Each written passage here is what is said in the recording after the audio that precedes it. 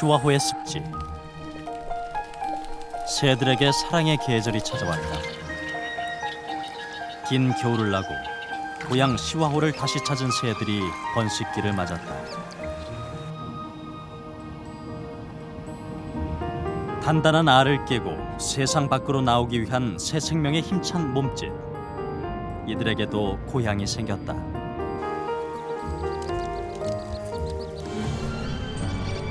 하지만 공사장 쪽 사정은 다르다. 매립공사로 서식지를 빼앗긴 고라니는 더 이상 갈 곳이 없다. 시와호 주변 공단에서 흘러나온 오염물질은 물고기들을 죽음으로 내몰았다. 고향에 돌아왔지만 공사장에 둥지를 튼 쇠제비 갈매기들은 생명을 위협받고 있다. 시와호에서 나고 자란 생명들에게 고향은 이제 순환의 땅이다.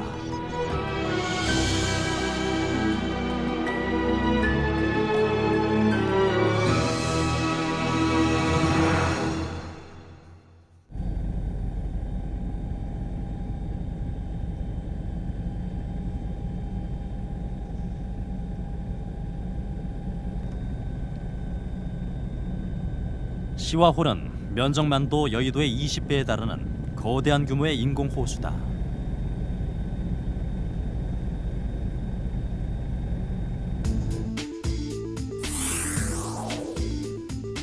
지난 94년에 완공된 시와호는 시흥에서 화성을 잇는 길이 12.7km의 시와 방조제가 완성되면서 세상의 모습을 드러냈다.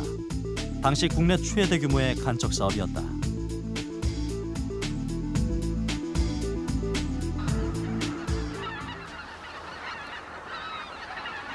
호수 주변 물가는 새들의 천국이다. 다양한 종류의 새들이 한데 어우러져 먹이 사냥으로 하루를 보낸다.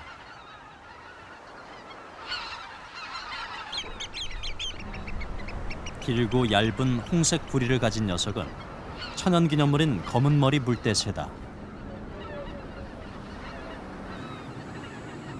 노랑부리 백로는 전 세계적으로도 2천여 마리밖에 남지 않은 희귀종이다.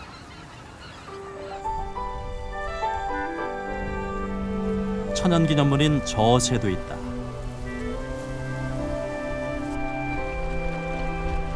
저새는 먹이를 잡을 때 주걱 모양의 부리를 휘휘 젓는다고 해 붙여진 이름이다. 부리 안쪽에 감지 기관이 있어 먹이가 부리에 닿기만 하면 바로 사냥할 수 있다.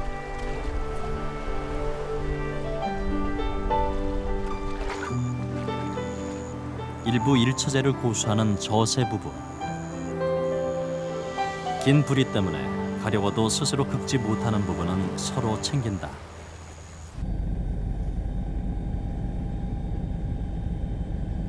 그런데 최근 시화호 곳곳이 공사장으로 변하고 있다.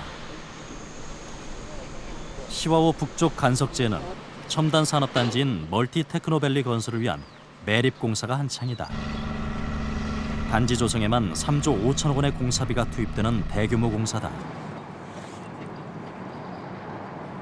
이 땅의 원래 주인이던 고라니는 고향을 떠나고 있다.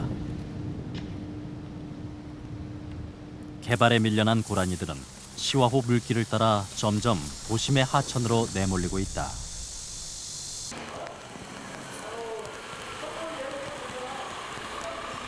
사람과 사는 곳이 가까워질수록 사고를 당하는 고라니의 숫자도 늘어나고 있다. 온몸이 피투성이인 고라니, 안산 시내 주택가에서 발견됐다.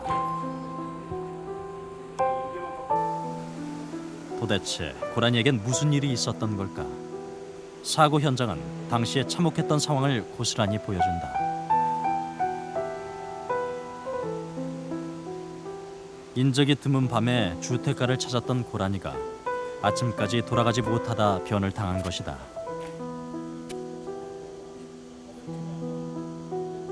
무언가에 놀란 뒤 살기 위해 발버둥치다 복도에 세워둔 자전거 바퀴에 낀 것이다.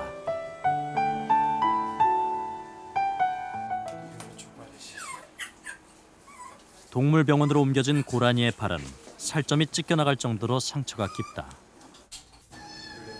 더 큰 문제는 심하게 놀란 고라니의 상태.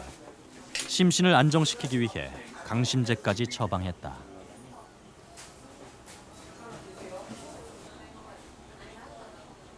하지만 의료진의 응급 조치에도 불구하고 고라니는 다시 깨어나지 못했다.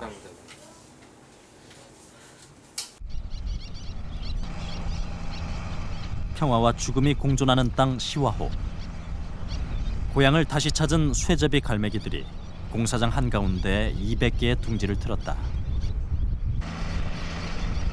불도저가 무섭지도 않은지 거침없이 앞으로 달려든다. 유유히 저공비행을 하더니 순식간에 물 위로 돌진한다. 먹이 사냥을 위해서다. 쇠제비 갈매기들은 주로 얕은 물가에서 먹이를 잡는다.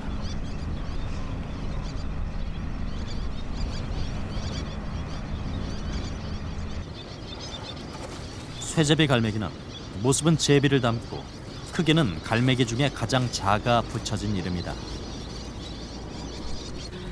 한창 번식기를 맞은 수컷들은 몸단장에 열심이다.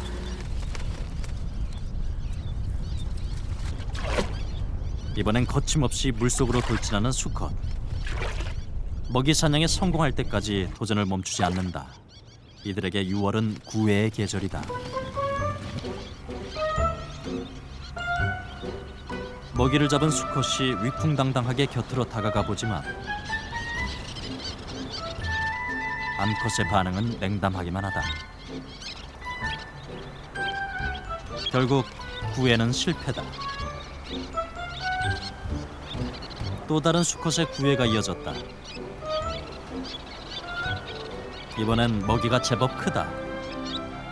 암컷의 마음에도 들었는지 바로 받아먹는다. 수컷의 구애를 암컷이 허락한 것이다. 이때부터 결혼에 성공한 쇠제비 갈매기 부부는 사랑을 나눈다.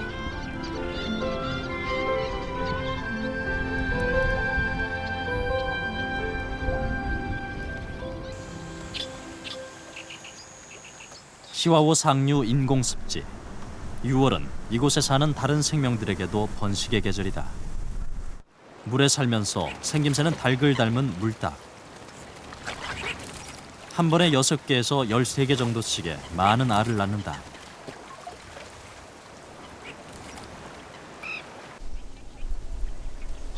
갈대밭을 조심스럽게 헤쳐나가는 것은 덤불해오라기 어미다.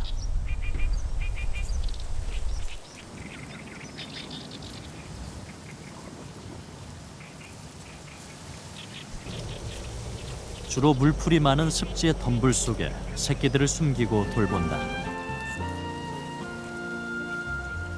한참 만에 돌아온 어미가 잡아온 물고기들을 토해내 새끼들에게 먹인다. 형제들이 성장할수록 먹이를 얻기 위한 경쟁도 치열해진다.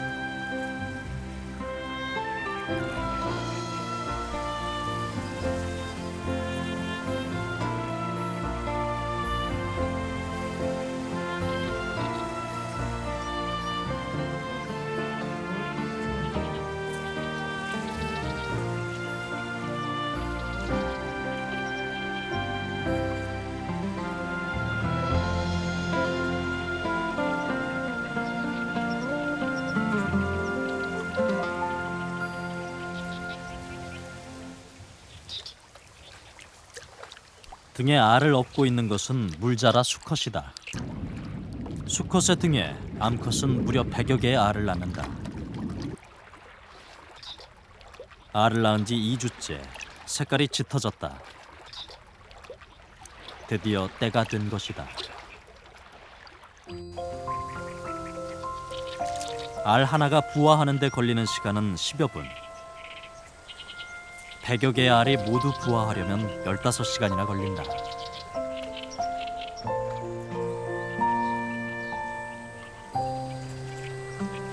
아비의 등을 떠난 새끼들은 바로 독립한다.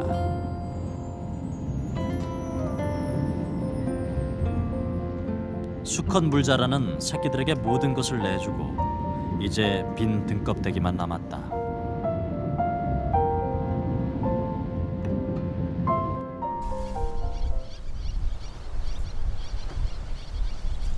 집단 번식 중인 쇠제비 갈매기도 자갈을 깐 공사장 한쪽에 자리를 잡았다.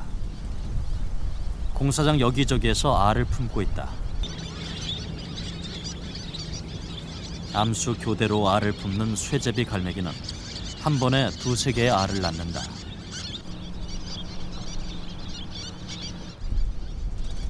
새들은 둥지 위를 날며 함께 알을 지킨다. 천차만별인 둥지의 모습. 모으는 재료에 따라 종류도 다양하다. 쇠제비 갈매기가 알을 품은 지 20일째. 드디어 알을 뚫고 나오려는 움직임이 포착됐다.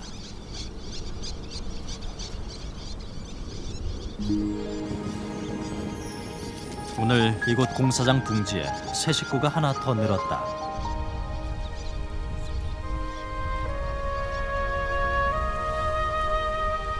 갓 태어난 새끼를 위해 부모의 움직임도 바빠졌다.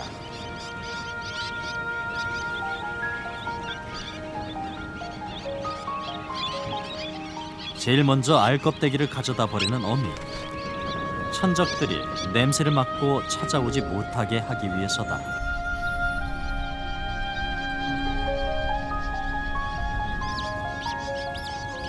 그 사이 동생도 무사히 알에서 깨어났다.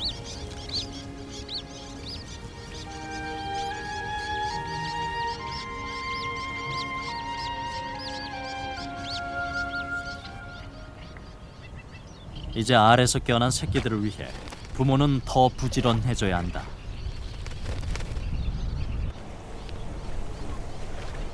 암수 교대로 새끼를 품는 시간을 빼놓고는 모두가 물가에 나와 하루 종일 먹이 사냥에 매달린다.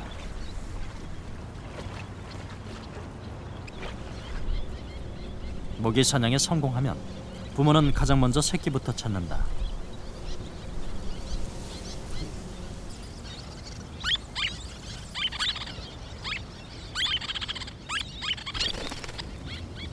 배불리 먹고 난 새끼는 다시 엄마 품에서 단잠에 빠지고 이만하면 세상 부러울 것이 없다.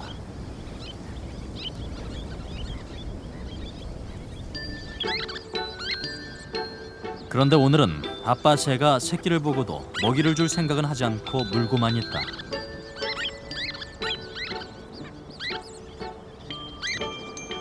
당황한 새끼는 어미에게도 졸라보지만 반응은 마찬가지다. 새끼를 독립시키기 위한 본격적인 이소 훈련이 시작된 것이다. 먹이로 새끼를 유인해 부모 품에서 떠나 있는 시간을 서서히 늘려나간다. 한참을 애가 탔는지 자기보다 큰 먹이를 욕심껏 입에 무는 녀석.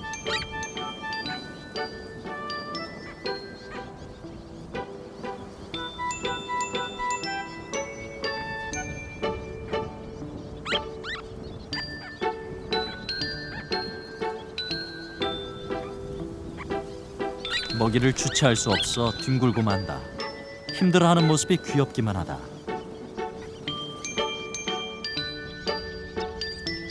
안락한 부모의 품을 곧 떠나야 하는 어린 새끼들.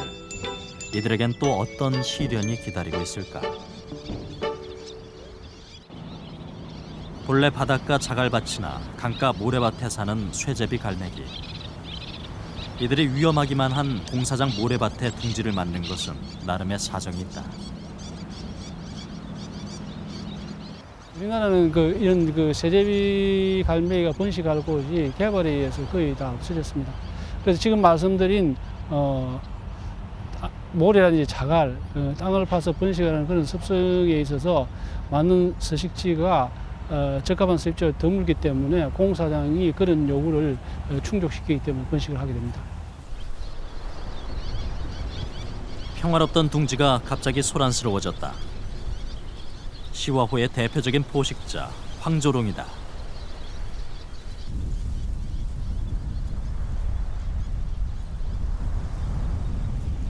새끼들을 노리는 황조롱이의 공격을 막기 위한 쇠제비 갈매기들의 저항이 만만치 않다.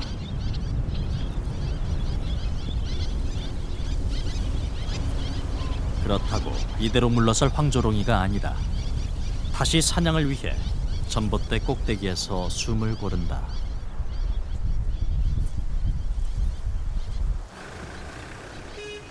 근처 공장 옥상에 나타난 황조롱이 하루에도 10번이 넘게 공사장을 찾는다.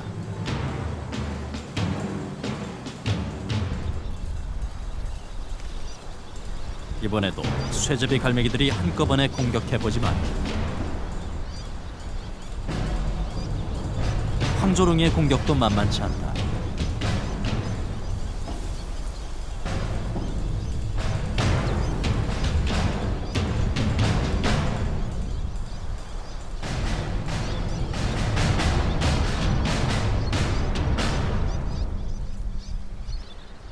어린 새끼들이 한데 모여있는 공사장 둥지는 이들에게 포기할 수 없는 매력적인 사냥터다.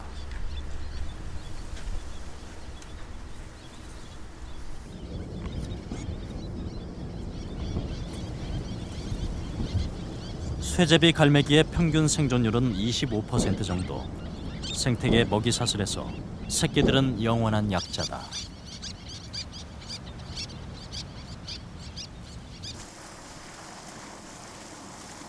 매립 공사가 진행 중인 이곳은 오랫동안 고라니가 정착해 살던 땅이다.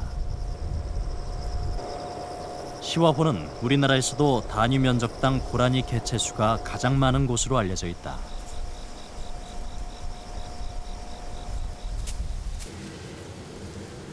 하지만 지금은 상황이 다르다.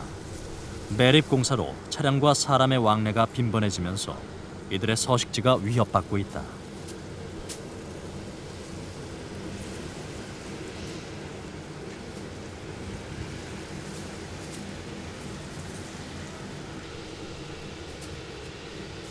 낯선 침입자에 민감한 고라니에게 사람은 경계 대상 1순위다. 그런데 인간의 간섭을 피해 달아나는 것은 공단 방향이다.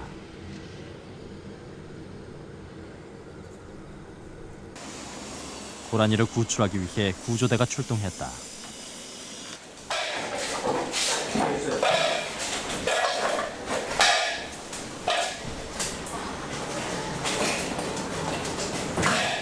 공장 창고에 갇혀버린 고라니는 당황한 채 안절부절 못하고 있다.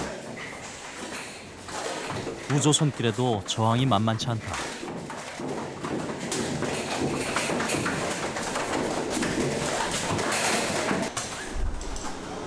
겨우 구출에 성공했지만 많이 흥분한 상태다.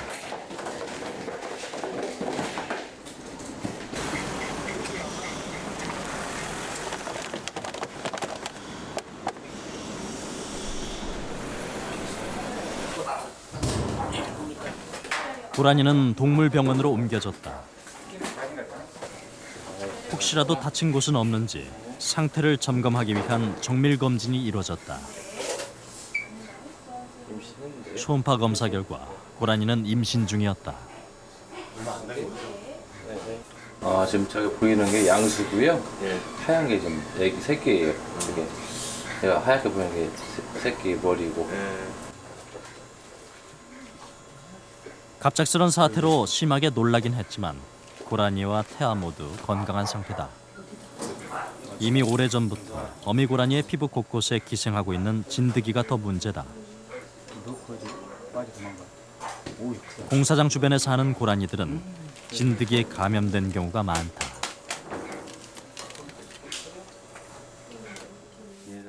대부분이 안 좋아요. 그러니까 사고로 인해서 이제 병원에 이송되어 오거나 어떤 문제 때문에 이송되어 오면 차 아래쪽 화성이죠. 화성 쪽 그쪽에 온 애들은 되게 깔끔한 편이에요. 교통사고 나서 와도 걔들 보면 유관 상태도 많이 깔끔하고 사고가 발생할 수 있는데 이쪽 공단 애들은 유관 상태로 봐서 이게 질환인지 사고인지 그런 걸 알기 힘들 정도로 이런 애들이 많이 오는 편이에요. 공사가 진행 중인 고라니 서식지의 상태를 확인하기 위해 직접 찾아가 봤다.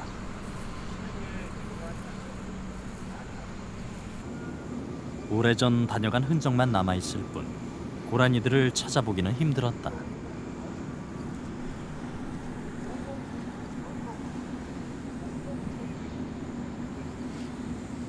보시다시피 이제 고라니 발자국이 이렇게 있는데 이렇게 이제 갈라져야 됩니다. 근데 이제 이 고라니 발자국은 지금 그 갈라진 굽이 지금 안 보이는 그런 상태거든요. 그 얘기는 무슨 얘기냐면 이 고라니 발자국이 굉장히 그 오래돼 가지고 고라니가 이 지역에서 더 이상 살지 않는다는 그런 증거가 됩니다. 이게 다 지금 고라니 발자국입니다. 서식지가 사라지면서 이곳 시와호 지역에서 각종 사고로 구조된 고라니가 지난 한 해 동안 80여 마리다.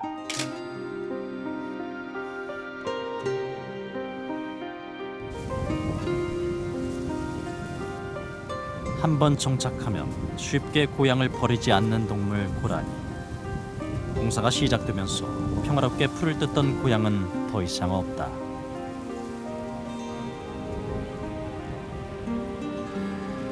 시와호의 생명들이 하나둘 사라지고 있는 것이다.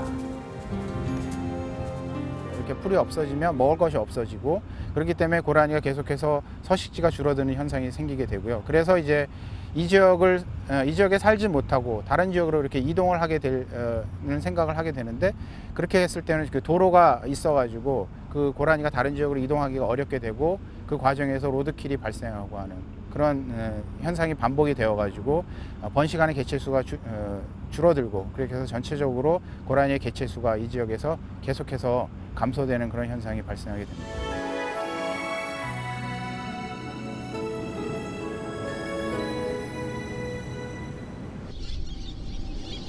그 사이 제법 자란 새끼 쇠제비 갈매기들은 물가를 찾아 둥지를 떠나기 시작했다.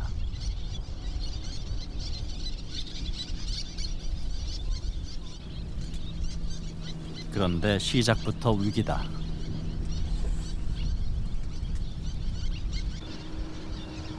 다른 어미새의 영역을 침범하자 맹렬한 공격이 이어진다.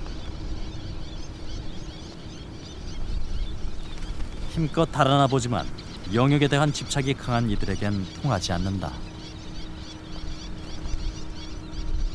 결국 주랭랑을 쳐야만 위기에서 벗어날 수 있다.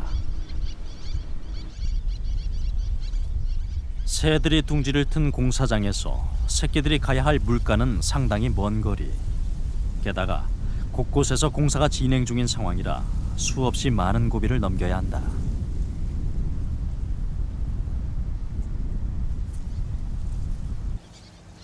첫 번째 고비는 공사장의 언덕. 위로 올라가야 하는데 엄두가 나질 않는다.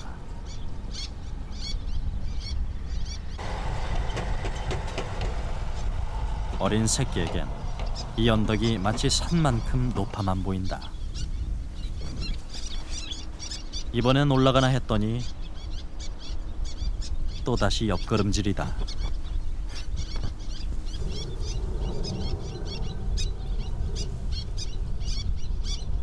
한참을 망설인 뒤에야 오르기 시작하는데 발걸음에 거침이 없다.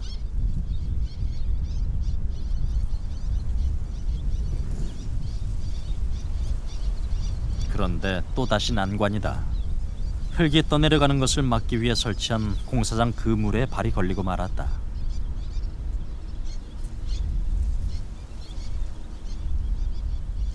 겨우 발을 빼 조심스럽게 다시 오르는가 싶더니 이번엔 부리가 말썽이다.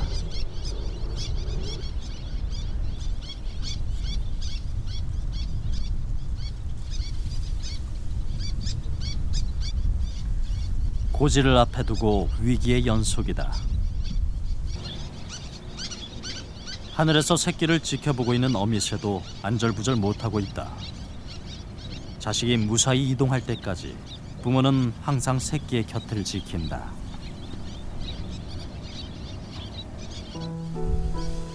겨우 그물을 벗어났지만 결국 굴러떨어지고 만다.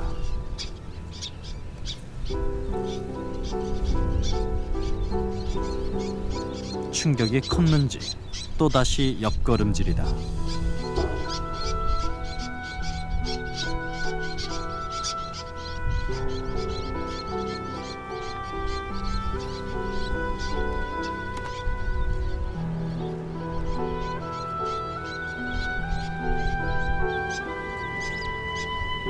그물 위쪽에 쇠제비 갈매기 가족이 나타났다. 새끼 한 마리가 그물에 걸려 움직이지도 못하는 상황.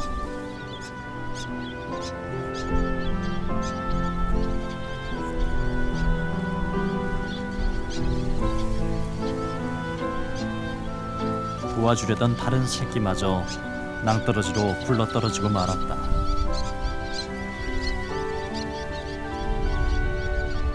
도와주려던 다른 새끼처럼 그물에 낀 신세가 되고 말았다.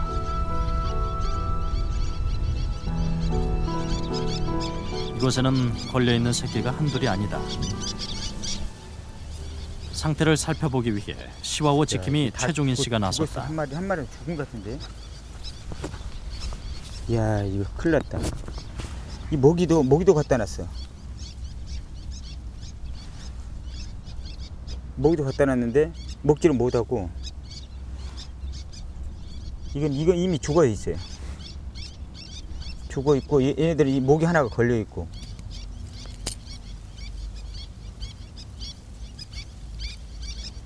어떻게 들어갔냐 너 여기? 응? 어떻게 이렇게 들어갔어 이거?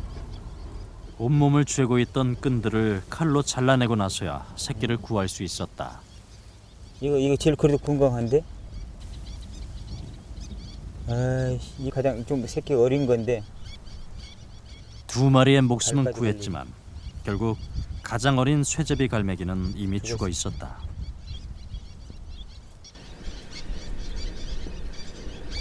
이제 정상이 얼마 남지 않은 한 마리. 또다시 그물이 말썽이다.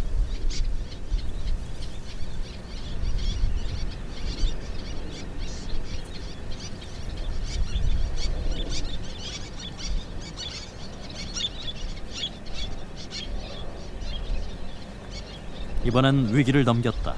드디어 성공이다.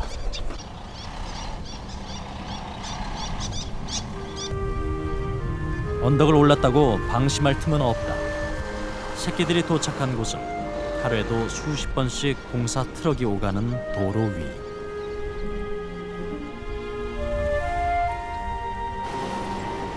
새끼가 길을 건너는 사이 대형 트럭이 나타났다.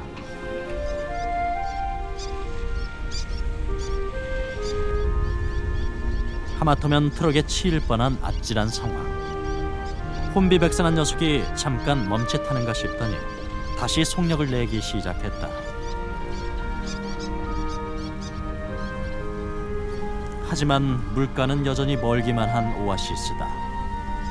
공사장 한가운데를 가로질러야 하는 새끼 쇠제비 갈매기들의 고난의 행군은 지금부터 시작이다.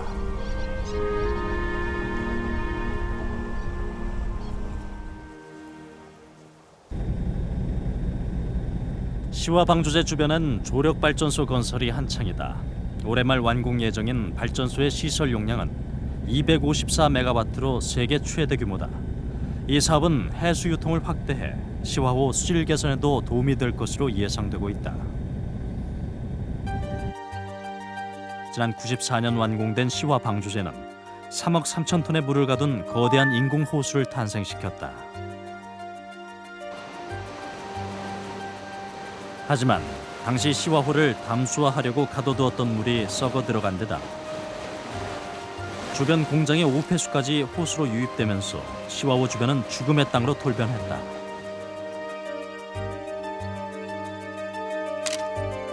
물속과 갯벌에 살던 해초와 폐류, 물고기들이 집단으로 폐사했고 이들을 먹이로 먹고 살았던 새들까지도 죽음을 당했다.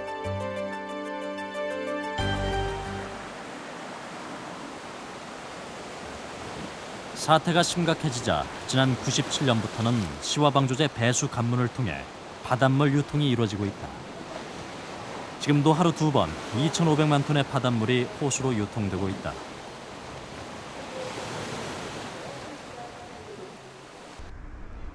해수 유통이 시작된 지 13년이 지난 지금 죽음의 호수에는 어떤 변화가 나타났을까?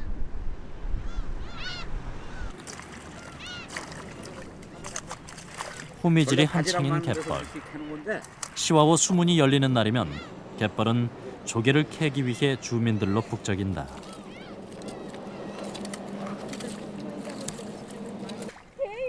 몇 시간 캐지 않았는데도 바구니가 금세 조개로 가득 찬다. 혼자서는 들 수도 없을 만큼 시와우 갯벌에는 많은 조개가 살고 있다.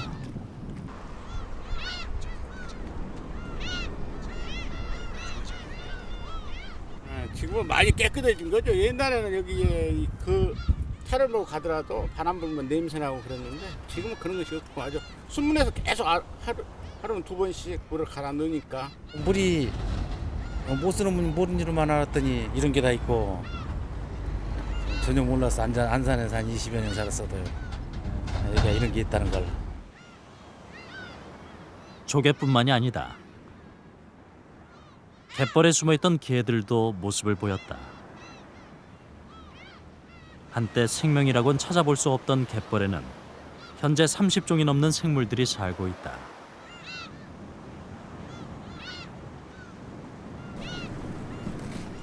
실제 갯벌의 건강 상태는 어떨까? 인하대학교 홍재상 교수팀과 함께 시와호 갯벌을 채취해 상태를 확인해봤다.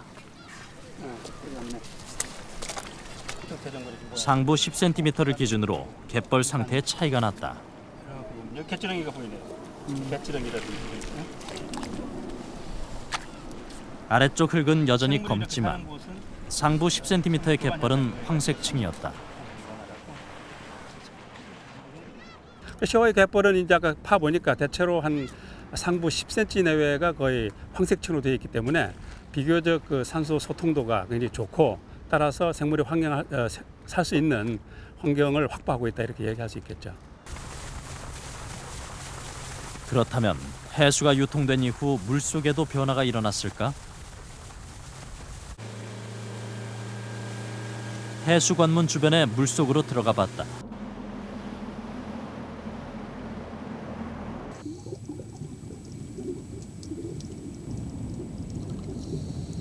시와호의 물속은 생각보다 깨끗해 보였다.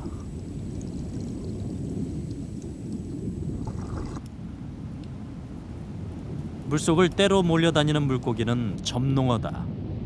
민물 적응 능력이 뛰어난 점농어는 봄이면 바다에서 강으로 올라와 알을 낳고 가을까지 산다. 여기에서는 물고기가 떼지어 다니는 모습을 자주 볼 수 있다.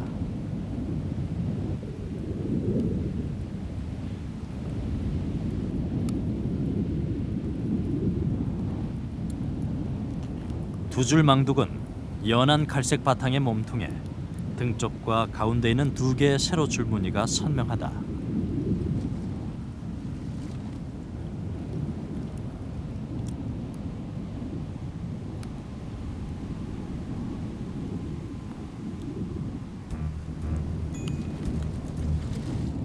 홍합 하나를 두고 먹이 쟁탈전이 벌어진 두 줄 망둑. 한치의 양보도 없다. 비록 크기는 10cm밖에 안 되지만 짧은 주둥이에 날카로운 이빨이 있어 공격성이 강하다.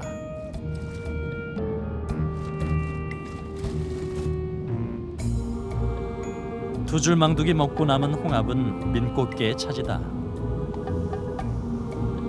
남은 살을 알뜰하게 챙기는 녀석. 민꽃게는 꽃게보다 조금 못생겼다고 해서 붙여진 이름이다.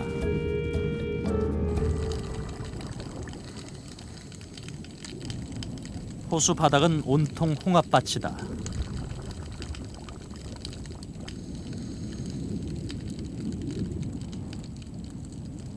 그 위로는 많은 개들이 몰려 있다. 특히 육식동물인 민꽃게에게 홍합은 맛있는 먹이다.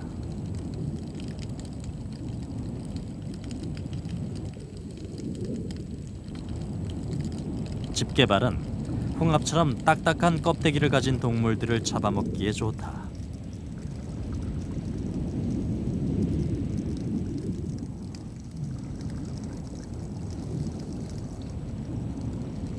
모두가 홍합밭 사냥에 매달려 있는 사이 또 다른 꽃게는 운 좋게 거미 불가사리를 잡았다.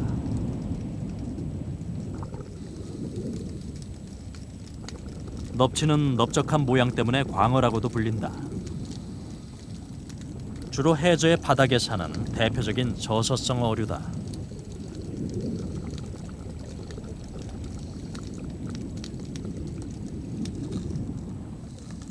호수 바닥에 땅을 파고 사는 쏙도 보인다. 쏙 같은 저서 생물들이 살고 있다면 갯벌 속까지 산소가 통한다는 증거다. 생물이 살 수 있는 환경이 조성된 것이다.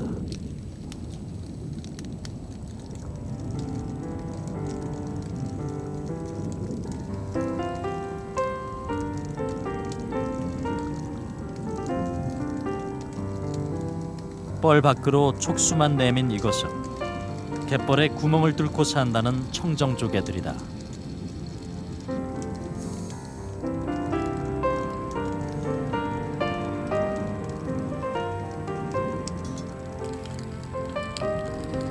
시와호의 수질을 나타내는 화학적 산소 요구량은 4.1mg/L, 수질 환경 기준으로 3급수에 해당한다.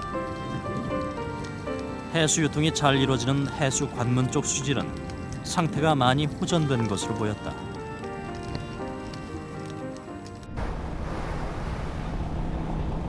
그렇다면 해수 관문에서 떨어진 시화호 상류의 상태는 어떨까?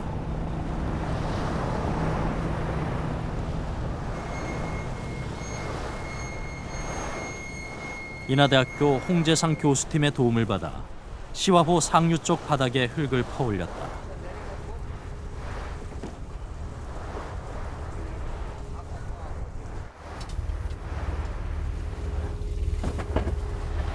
산소가 통하지 않는 무산소층 갯벌처럼 흙의 색깔이 검다. 갯벌의 냄새도 좋지 않다. 새까매요. 한번 일단 봅시다. 무슨 생물들이 있는지, 생물이 살고 있는지. 지금 색깔로 봐서는 완전히 그 환원 환경, 생물이 없는, 산소가 없는.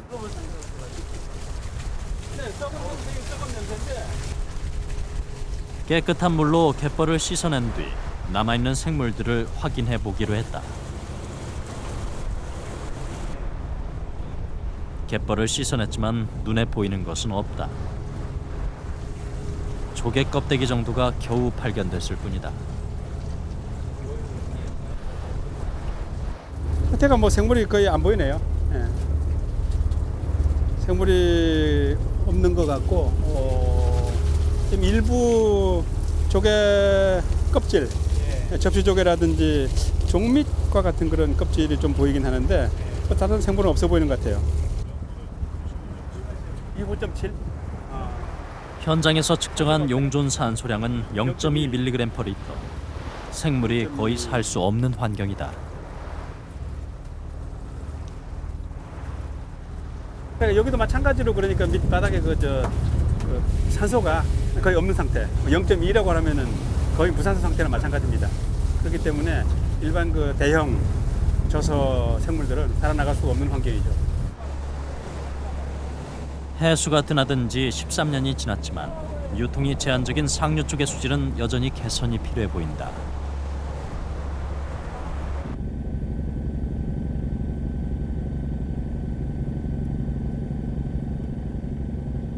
취재 기간 중 시화호 인공습지에 오염 사고가 터졌다. 습지 상류에는 반월천에 오염 물질들이 유입된 것이다. 상류에 사는 물고기들이 갑자기 떼죽음을 당할 위기에 놓였다.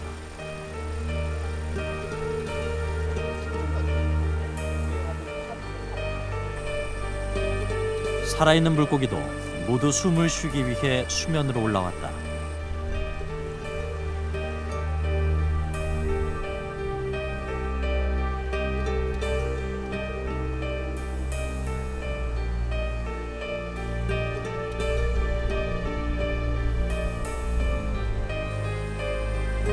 흔히 빠가살이라고 부르는 동작에도 살기 위해 물 밖으로 나왔다.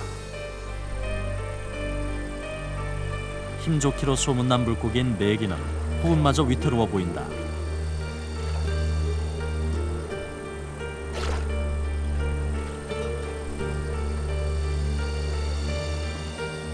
직접 상태를 보기 위해 뜰망으로 낚아도 저항 한번 하지 못한다. 이게 메기입니까? 수질 검사 결과 COD는 등급을 매길 수 없을 만큼 심각했다. 용존 산소량 역시 위험한 상태였다. 2.0은 물고기가 이제 살 수 있는 최소한의 농도이기 때문에 이 상태가 지속이 된다면 물고기가 살 수 없을 수도 있습니다.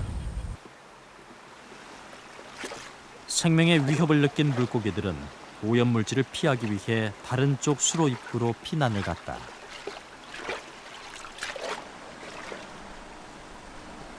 하지만 상황은 나아지지 않았다.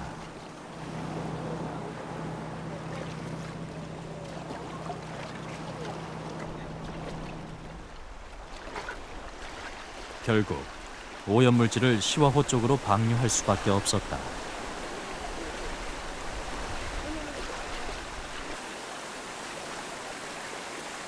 어제의 교훈을 잊은 인간의 이기심이 또다시 시화호의 생명을 위협하고 있다.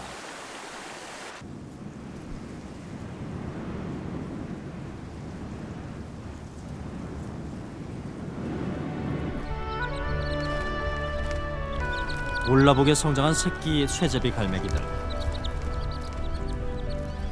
공사장의 험난한 여정을 마친 새끼들에게 난생 처음 보는 물가는 별천지다.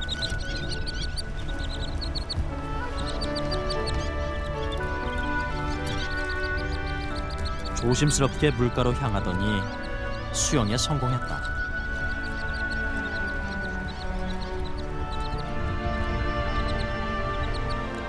초보치고는 괜찮은 수영 실력.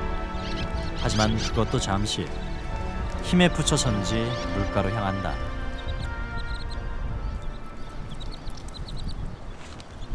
부모의 행동은 뭐든지 따라하는 새끼들. 모습도 부모를 닮아가면서 이제는 큰 물고기도 한 입에 먹어치운다.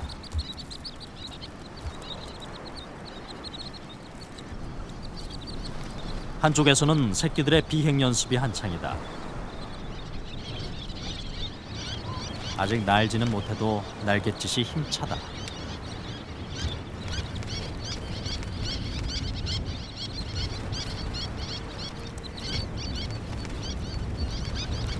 이제는 폼만 잡는 것이 아니라 제법 뜨기도 한다. 드디어 새끼들의 힘찬 날갯짓이 시작됐다.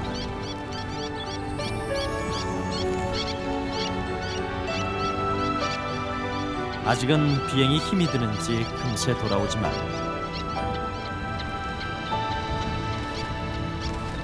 새끼들이 날기 시작했다는 것은 이들이 고향 시화호를 떠나야 할 시간이 가까워졌다는 신호다.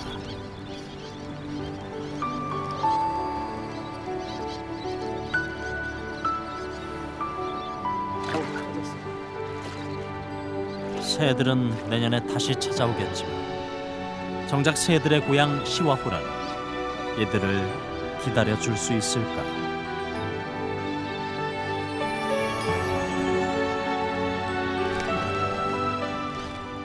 우리는 끊임없이 개발해 왔습니다. 중요한 조류의 서식지일지라도 이곳이 파괴되면 또 다른 곳으로 가서 번식을 하고 생활을 하지 않겠느냐 생각하지만 우리는 너무나 많은 서해안을 개발했기 때문에 더 이상 이들 종이 서식할 수 있는 공간이 없어졌습니다. 그래서 우리가 이러한 공간을 확보하느냐 못하느냐 것 자체가 이 종의 이 지역에서의 생존을 할 것인가 멸종을 할 것인가 하는 중요한 결정을 우리 인간이 해야 될 시기에 왔습니다. 새들이 고향을 떠난 지금도 시화호 곳곳은 개발이 한창이다. 고라니들이 뛰놀던 초지는 매립지 공사가 끝나면 각종 건물들이 들어설 것이다.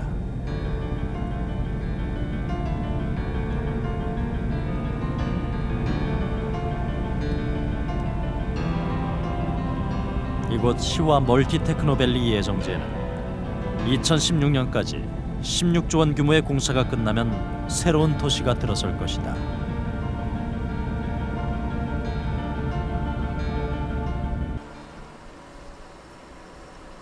지난 8월 시화호 매립 예정지에서 의미 있는 공사가 있었다.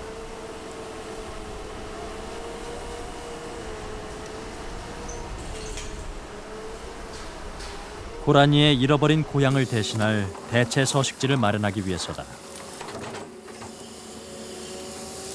고라니들의 죽음이 계속되는 가운데 사람들이 뒤늦게 공생의 지혜를 모은 결과다.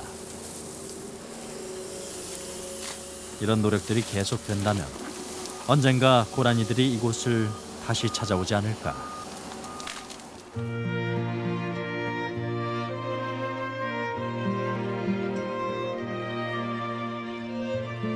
시와호의 많은 생명들은 고향을 잃고 생존의 위협에 시달리고 있다.